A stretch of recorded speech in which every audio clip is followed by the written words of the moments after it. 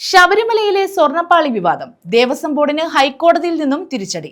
അറ്റകുറ്റപ്പണികൾക്കായി കൊണ്ടുപോയ ദ്വാരപാലക ശില്പത്തിലെ സ്വർണ്ണപ്പാളികൾ തിരികെ എത്തിക്കണമെന്ന് ഹൈക്കോടതി ഉത്തരവിട്ടു. ദേവസ്വം ബെഞ്ചിന്റെ അനുമതി വാങ്ങുന്നതിന് മതിയായ സമയമുണ്ടായിരുന്നു. എന്നിട്ടും അനുമതി വാങ്ങാതെ ഇപ്രകാരം ചെയ്തത് ശരിയല്ലെന്ന് കോടതി നേരത്തെ വാക്കാൽ നിരീക്ഷിച്ചിരുന്നു. ശബരിമല സ്വർണ്ണപ്പാളി വിവാദത്തിൽ ദേവസ്വം ബോർഡിന് തിരിച്ചടി.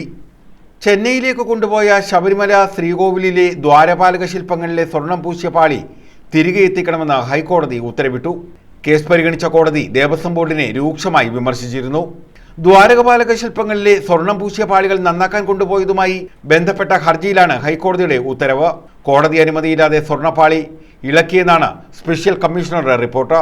കോടതിയുടെ അനുമതിയോടെ മാത്രമേ സന്നിധാനത്ത് സ്വർണ്ണപ്പണികൾ നടത്താൻ പാടുള്ളൂ എന്ന ഹൈക്കോടതി നിർദ്ദേശം പാലിക്കാത്തത് വീഴ്ചയാണെന്ന് വ്യക്തമാക്കി കമ്മീഷൻ ഹൈക്കോടതിക്ക് റിപ്പോർട്ട് നൽകിയിരുന്നു.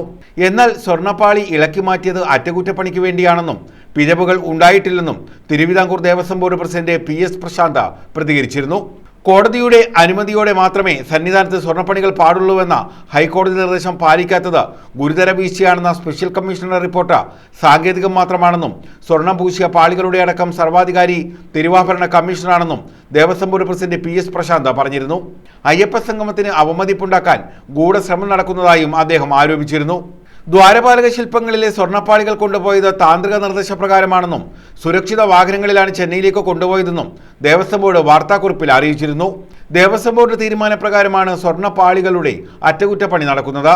ആരോപണങ്ങൾ ചില കേന്ദ്രങ്ങളിൽ നിന്നുള്ള സംഘടിത ഗൂഢശ്രമമാണെന്ന് കരുതുന്നുവെന്നും ദേവസ്വം ബോർഡ് ഇറക്കിയ കുറിപ്പിൽ പറഞ്ഞിരുന്നു. News bureau, Pathanamthitta.